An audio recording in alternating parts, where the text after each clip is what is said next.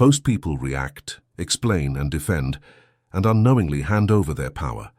This video reveals the strategy that turns their attacks into your advantage without saying a single word. Every attack begins with the same test, and most people fail it without even knowing they have stepped into a trap.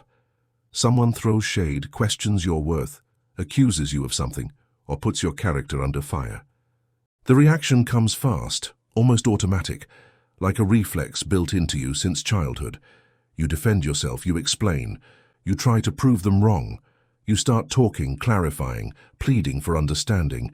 It feels noble, it feels logical, it feels fair. But that moment is when you lose everything, because the second you defend yourself, you have already accepted that their words matter enough to need a defense. You've entered their frame, and once you do, you no longer control the game. Most people do not realize this truth because they were trained to believe defending yourself is strength. They were told that if you can explain your intentions, if you can justify your actions, if you can make others see your side, you will win. But the opposite is true. Defending yourself does not make you look strong. It makes you look weak.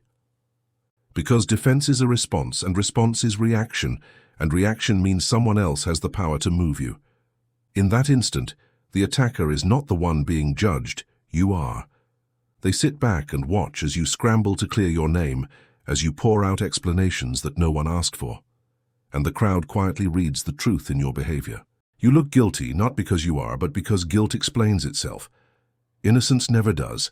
Think about the last time you saw someone accused of arrogance or dishonesty or selfishness, and they rushed to say, "No, you don't understand, I'm not like that." Did it convince you? Or did it make you wonder why they were so desperate to be believed? The more words they used, the less power they held. And that is the paradox. When you defend yourself, you are not protecting your reputation, you are trading it away. Because defense admits that the accuser has the authority to question you. It bows to their frame. It declares without saying it, "You get to decide what I am, and I must prove myself worthy before you." This is the instinct that destroys most people. The reflex to jump in, to clarify, to explain, to smooth things over. They believe they are protecting themselves, when in reality they are giving away the very thing that protects them, control of the frame. Power does not belong to the one who speaks first. Power belongs to the one who does not flinch. The first instinct is to fight for clarity, but clarity is not power. Clarity is therapy. Power is control, and control comes from presence, from silence, from the refusal to bend. The test of every attack is simple. Will you react or will you remain still? If you react, you lose before the battle even begins. If you remain still, if you let the words hang in the air without answer, if you refuse to step into their frame, you win a silent victory. The first instinct may destroy you, but mastering the second instinct, the instinct of stillness, is what makes you untouchable. Defense is not strength, it is submission, and most people never see it that way because they are taught from an early age that explaining themselves is the right thing to do. They believe that if they defend their intentions, if they justify their actions, if they can make the other person understand, then they will be safe. But the opposite is true. The very act of defending shows that you have already accepted the attack as valid. You are telling the world, this person's words matter enough to need my response. And the moment you do that, you give them control over the frame, and control over the frame is control over perception. Think about what happens when someone accuses you of arrogance. The average person will rush to explain, to say, "No, you misunderstand me. I am not arrogant, I am confident." But even as the words leave their mouth, the damage is already done. The audience is no longer listening to the accuser. They are watching you scramble to clarify yourself. And in that scramble, you appear guilty, defensive, and shaken. Not because you are arrogant, but because defense always makes you look as if there is something to hide. Guilt explains, innocence does not. The strongest proof of integrity is not words, it is calm silence. And yet silence is the one thing most people cannot hold. When you defend yourself, you step off the throne and onto the witness stand. You give up the position of authority and move into the position of pleading. You are no longer commanding, you are convincing. And convincing never inspires respect. It only proves doubt. Because why else would you need to explain if you were secure in your truth? People do not admire those who talk too much in their own defense. They admire those who remain composed, who do not blink, who act as if the attack is beneath their notice. That is the secret most never learn. The strong do not explain, they embody. This is why defense equals defeat. Not because the words you use are wrong, but because the frame you accept is fatal. To defend is to admit is to bow, and once you bow, you are no longer in control. You have surrendered without realizing it, and the one who attacked you has already won because they made you step down from your ground to fight on theirs. The more you try to prove yourself right, the more you prove yourself weak, because true power never fights for validation. Watch closely in any social setting, in business, in relationships, in politics. The person who rushes to defend always looks smaller when they finish than when they began. The person who resists the urge, who holds stillness, who lets the words float unanswered, always grows larger in the eyes of the crowd. Defense shrinks you. Silence expands you. Defense admits they hit you. Silence suggests they missed. The truth is simple, but brutal. You do not need to win arguments. You need to refuse the frame of the argument itself. You do not need to defend your name. You need to act in a way that makes defense unnecessary. You do not need to explain your worth. You need to carry yourself in a way that makes explanation absurd. Defense is defeat because it lowers you to the level of those who attack. Victory comes not from speaking, but from refusing to. The strongest weapon is not words but absence, because absence cannot be argued with. When someone attacks you, they expect a reaction. They are ready for your words, your defense, your explanation. They want to see you flinch, to watch you scramble, to feel the rush of control when you begin justifying yourself. But when you give them nothing, when you stand calm and still, you strip them of the very fuel they need. Silence becomes the first counterattack, and it is far more devastating than anything you could say. Most people believe silence is weakness, that if you say nothing, you're letting others win, but the truth is the opposite. Silence, when held with presence, is not weakness, it is dominance. It tells everyone in the room that the words thrown at you are too light to even touch you. It signals strength so deep that you don't need to raise your voice, you don't need to argue, you don't need to explain. The attack simply dies in the air, unable to land, because you gave it nothing to attach itself to. The crowd does not hear explanations, they hear power. Think about how the human mind works. When someone throws an accusation and you do not reply, the silence creates tension. People start to wonder why you didn't respond. They replay the words in their minds. But now they are not looking at the attacker, they are looking at you. They are asking themselves, why didn't he react? Why didn't he defend? Why didn't he fight back? That mystery builds your presence. The attacker wanted to put you on trial, but silence flips the court. Suddenly, it is not you who looks weak, it is them who looks desperate. The more they talk, the more unstable they appear, while you, saying nothing, look stronger with every second. There is a reason silence has always been the mark of powerful people. Think of the leaders, the figures, the rare individuals who could control a room without saying much. It was never about their words, it was about their restraint. Silence makes people lean forward, makes them wonder what you are thinking, makes them fill the gaps with their own imagination. And the imagination is always more powerful than anything you could say, because people tend to overestimate those who don't reveal themselves. Your silence makes them guess, and most of the time, they guess in your favor. The first counterattack, then, is not to fight but to withhold. To hold your ground without expression, to let the accusation burn itself out without fuel. This is not passive, it is active. It is a choice, a strategy, a move that turns weakness into strength. Because when you do not defend, you are not just ignoring the attack, you are declaring yourself untouchable. The crowd will always notice the one who does not flinch. And over time, that stillness becomes reputation, and reputation becomes aura. Silence is not empty, it is loaded with presence. The one who can hold it becomes the one everyone else respects, fears, and cannot shake. That is the first counterattack. Not words, but absence. Not defense, but stillness. When you do not react, something strange happens, something most people never see, because they are too busy rushing to defend themselves. The accuser who came prepared for a fight suddenly finds themselves alone, holding a weapon with no target. They expected you to step into their frame, to answer their charge, to swing back so they could dance in the noise of conflict. Instead, you gave them nothing. And that nothing flips the entire frame. Now the spotlight that was meant to burn you is shining directly on them. At first they may think silence means you did not hear them, or you are ignoring them out of politeness. So they push again, repeat themselves, raise their voice, sharpen their tone. But the more they press, the more desperate they look. Their words start to sound less like truth and more like bitterness. Their energy shifts from confidence to instability. They look insecure, emotional, rattled, while you, still calm and untouched, grow in power without moving at all. The crowd sees this, even if no one says it aloud. They notice who is steady and who is shaken. They notice who is fighting and who is above the fight. This is the essence of the frame flip. The attack that was supposed to expose you ends up exposing them. Because when they keep swinging and you never swing back, it becomes clear that the blows are not landing. And when blows do not land, the one who keeps throwing them starts to look foolish. The crowd begins to wonder, why is this person so obsessed? Why are they trying so hard? Why do they need to tear someone down who does not even acknowledge them? Doubt shifts direction. Suspicion changes sides. Without you saying a single word, the accuser has become the one on trial. You didn't fight them, they fought themselves. You didn't raise your voice, they raised theirs. You didn't explain, they over-explained.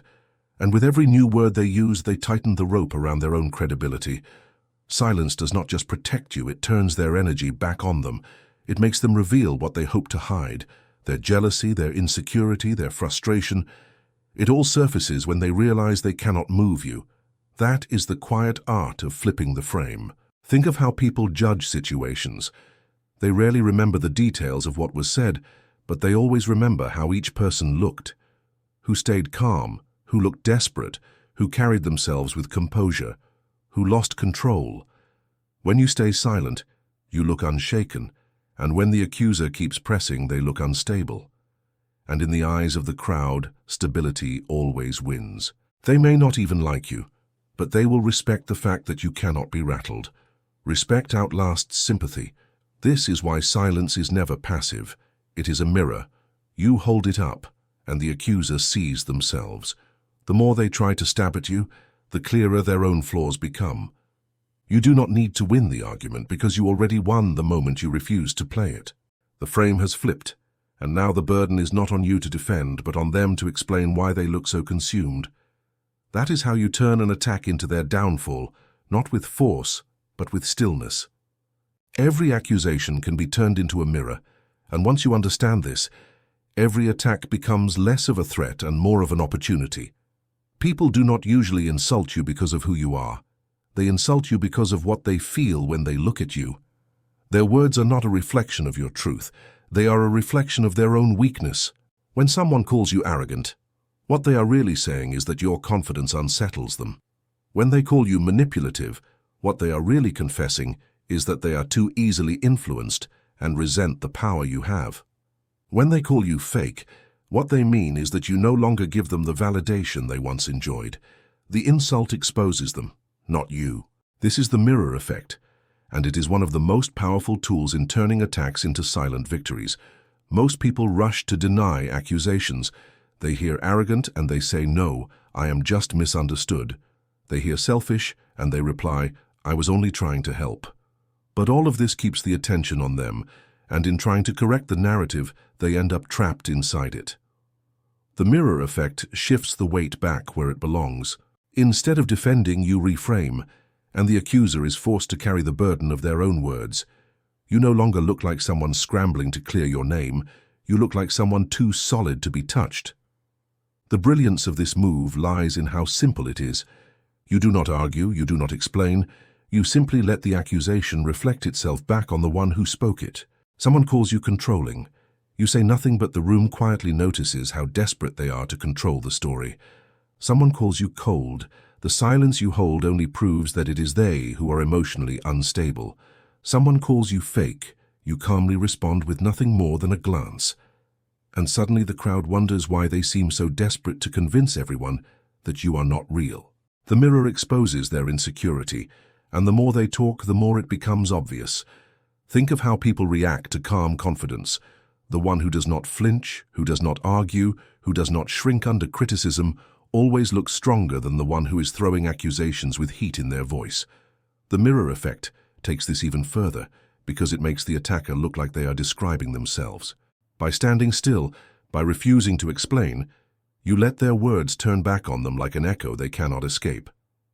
And the crowd, always searching for cues on who to believe, begins to see the truth without you saying a word. The reason this works is because accusations are rarely about truth. They are about control. People accuse to shift power, to drag you into reaction, to make you play defense. But the mirror effect steals that chance. It makes their attack reveal their intent, their emotion, their weakness. And when others see it, the power shifts in your favor. You have not only protected yourself, you have elevated yourself. The accuser tried to wound you, but instead they exposed their own insecurities. The mirror effect is not about revenge, it is about reframing. It is the art of turning noise into confession, of making others carry the weight of their own words. Once you master it, you will never see accusations the same way again, because every attack becomes proof of your strength, and every insult becomes a confession whispered out loud. In every social setting, there comes a moment when the room turns its eyes toward you, not because of what you have said, but because of what someone else has said about you. A jab, a comment, a subtle insult disguised as a joke, a question meant to embarrass you. The crowd looks at you, waiting for your reaction, and it is in this moment that most people lose their balance. They laugh awkwardly, they defend themselves, they try to smooth over the discomfort. What they don't realize is that the moment belongs not to the accuser and not to the crowd, but to them. How they respond will decide who controls the frame. The instinct is to fill the space with words, to defend, to explain, to show the room that you are not what they say. But words in that moment do not make you look strong, they make you look rattled. The crowd is not weighing the details of what was said, they are watching your presence. They are measuring your posture, your tone, the way you hold yourself under pressure, and nothing is heavier, nothing is more powerful than silence. A calm gaze, a still posture, a pause that stretches into tension, that is the Machiavellian move. It transforms the energy of the moment without you doing anything. The beauty of silence in the crowd is that it forces everyone else to do the work. The accuser expected a fight, expected laughter at your expense, expected to pull you down. Instead, they are left holding their own words with no reply. The silence makes their attack look petty, small beneath notice, and the crowd begins to shift, not toward them but toward you. People lean inward, not to hear your defense, but to watch your restraint. They begin to question the one who threw the insult. Why did they need to say that? Why do they sound so bitter? Why does it feel like they are trying too hard? Without you moving, the frame flips, and they are the one under judgment. Think about the leaders or the people you have admired most in social situations. They were not the ones who rushed to argue or prove themselves. They were the ones who seemed untouchable, the ones who carried stillness like armor. A single glance, a small smile, or no expression at all was enough to turn the moment around. The crowd felt their power not in what they said, but in what they refused to say. That refusal is not weakness. It is strength so clear it doesn't need to announce itself. The silence becomes the verdict. The crowd may not speak it out loud, but they feel it. They feel the difference between the one who looks steady and the one who looks emotional. They sense who is in control and who is grasping for control. And every time you hold back instead of rushing to defend, every time you let the pause linger until it becomes tension, you are teaching the room to see you as the one above the fight. In the end, people don't remember the words exchanged. They remember the presence each person carried. Silence in the crowd leaves an imprint. It makes people cautious around you. It makes them second-guess attacking you again. It makes them respect you, even if they don't fully understand why. That is the true power of restraint. Not only do you win without fighting, but you rise above everyone else, because you prove that nothing can make you flinch. And in a world where most are desperate to be heard, the one who can stay silent becomes unforgettable. Online, the battlefield is different, but the rules of power remain the same. In the digital world, attacks multiply faster than anywhere else. A single comment can spark hundreds. A single post can echo across timelines. A single accusation can gather a crowd in seconds. The natural reaction for most people is panic. They start typing long explanations, endless paragraphs defending themselves, clarifying their intentions, begging to be understood. But here is the truth. No one online is reading long defenses. No one is scrolling through explanations trying to be convinced. The crowd is not looking for clarity. The crowd is watching for control. And the one who controls the frame is never the one who explains the most. The mistake people make is believing that if they defend themselves enough, they can silence their critics. But online, defense is fuel. The more you explain, the more you write, the more attention you give the attack, the stronger it grows. You do not extinguish the fire, you feed it. Every long post, every desperate reply, every attempt to win the argument makes you look smaller, weaker, and more rattled. The digital crowd does not hear your reasoning, they hear your insecurity. The silent victory is not explanation, but definition. Not defense, but reframing. The goal is not to convince, the goal is to control the narrative with presence. Instead of writing an essay defending yourself, you drop a single sharp line that shifts the frame completely. Someone calls you toxic, you don't argue, you don't explain, you don't pour your energy into proving them wrong. You simply post. People always call you dangerous when they can't control you. With one sentence, you have turned an accusation into proof of your strength. The attacker looks bitter. The crowd sees you as unshaken, and the debate ends before it begins. Short, sharp lines carry more weight than long defenses because they are not arguments. They are statements of power. They do not beg to be believed. They declare themselves as fact. Someone says you are fake, you reply with everyone says that when they stop getting what they want. Someone says you are arrogant. You say confidence always makes the insecure uncomfortable. These are not defenses, they are frames. And the moment you establish the frame, the crowd stops judging you by the attack and starts judging the attacker by your calm response. Online silence is also a weapon. Sometimes the strongest move is no reply at all. Ignoring the attack lets it die on its own. The attacker grows louder, posts more, tries harder to bait you. But the absence of your response makes them look desperate. The crowd begins to see them as obsessed, unstable, and emotional, while you rise higher by doing nothing. That is the coldest victory of all. You did not fight, you did not explain, you did not lower yourself to their level. They destroyed themselves trying to reach you. Digital warfare is ruthless because the crowd always leans toward whoever looks more in control. Control never comes from typing the most, it comes from saying the least, but saying it with strength. The silent victory is the art of ending the game before it starts, of letting short lines, calm absence, and unshaken presence define you. Online or offline, the principle is the same. The one who explains loses, the one who frames wins. And once you understand that, every attack becomes another stage to display your untouchability. Sometimes the coldest move is not just silence, but complete disappearance. There are moments when even silence can feel like a response, when your stillness is acknowledged as resistance. But disappearance takes it further. It removes you from the game entirely. No reply, no response, no acknowledgement. You are not even in the room where they are shouting. You are not even on the stage they are trying to drag you onto. You vanish, and in that vanishing, you create a power they cannot touch. The human mind craves validation, and even conflict provides it. When someone attacks you, what they want more than anything is your energy. They want to feel that they got to you, that you noticed them, that they mattered enough to move you. Even if the exchange is negative, it still feeds them. But when you disappear, when you give them absolutely nothing, it starves them. And starvation breaks people faster than any fight. The attacker begins to spiral because their words are not landing. At first, they try again, louder this time. Then they repeat themselves, hoping someone else will take notice. But the more they speak, the more desperate they look. Without you there to give their attack weight, their anger floats aimlessly. And the crowd sees it for what it is. A plea for attention, not a strike of power. Each new attempt makes them smaller, not you. They are burning energy while you are conserving it, and in that imbalance, victory is already yours. Absence as armor is not avoidance, it is strategy. It says, I do not even need to acknowledge you. It tells the world that the attack was beneath your notice, too small to deserve your presence. People may whisper, people may question, but over time they begin to see the truth. The one who speaks less always looks stronger than the one who cannot stop speaking.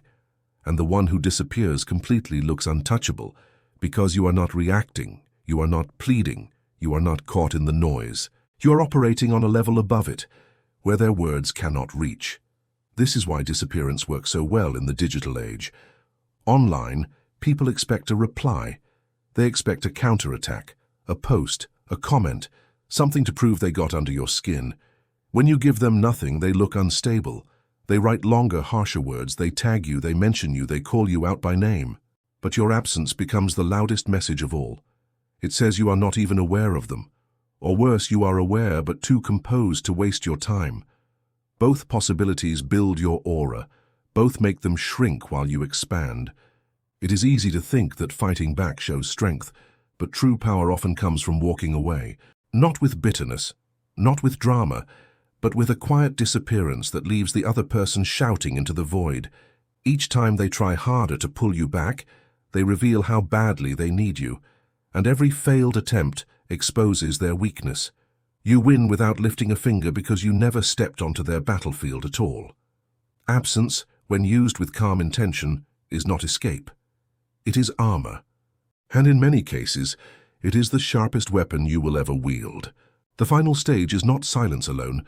It is something greater, something heavier, something that cannot be copied by those still trapped in the cycle of defending and reacting. It is aura, the invisible presence that surrounds you when attacks no longer touch you. Aura is not built overnight. It is built through every moment you chose stillness over argument, through every time you let words fall without chasing them, through every instance you refuse to lower yourself to defense. Slowly, people begin to sense that nothing moves you. And once they sense it, they begin to treat you differently. You are no longer seen as someone who can be put on trial. You are seen as someone who stands above it. When you reach this state, silence itself carries weight. It is no longer just the absence of words, it is the presence of power. A calm stare, a still posture, an unshaken tone. These become stronger than any explanation could ever be. People feel it in the way you walk into a room, in the way you hold your ground when others are losing theirs, in the way you never rush to clarify yourself because you do not need to. Aura makes people hesitate before speaking against you, because deep down they know you will not flinch. And when you do not flinch, their words collapse on themselves. The beauty of aura is that it turns the crowd into your shield. When you do not defend yourself, others begin to defend you. They step in, not because you asked, but because your refusal to engage awakens something in them. They feel the imbalance, they feel the injustice, and they take up the fight on your behalf. What better defense exists than having others argue your case while you remain silent, elevated above the noise? Your absence of defense becomes the strongest proof of your strength, and every voice that rises for you builds your legend further. This is how every attack becomes a silent victory. Not because you crushed your enemies with words, not because you proved them wrong with arguments, but because you denied them the reaction they were starving for. You didn't resist, you didn't defend, you didn't explain. You simply held yourself above the noise, and that alone turned the tide. People are not drawn to those who argue endlessly. They are drawn to those who seem untouchable, those who move as if the chaos of the world cannot touch them. Aura is what makes you unforgettable. The untouchable man is not the loudest, not the most agreeable, not even the most liked. He is the one who cannot be shaken. His power does not come from proving he is right, but from showing that no amount of attack can pull him down. And in that calm, people project their own strength onto him. They believe he knows something they don't. They imagine depth where there is only stillness. They respect him not because he demanded it, but because he left them no choice. That is where true power begins. Not in defense, not in resistance, not in explanation. It begins in aura, the quiet certainty that you answer to no one, the calm presence that makes others cautious, the silence that feels heavier than words. When you live in that state, you are no longer part of the noise. You are the signal everyone else is trying to decode, and once you reach it, you do not chase victory anymore. Every attack becomes your victory, without you ever lifting a hand. Maybe this video helped you see yourself or someone you know in a different way. Feel free to let us know via a like or in the comments. And if you want more wisdom and guidance in becoming a better version of yourself, subscribe now. This is the moment to start becoming the person you really want to be.